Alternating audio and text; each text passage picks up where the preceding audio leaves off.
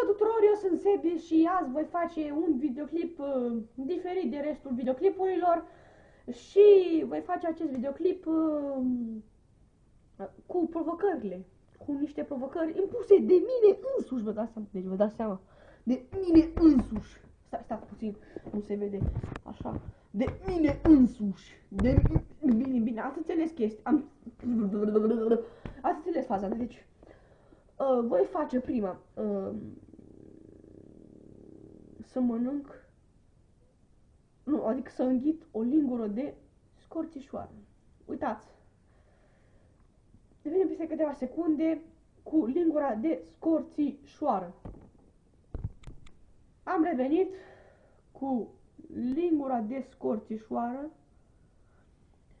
și voi încerca să o, așa se vadă lingura, să o înghit pe toată.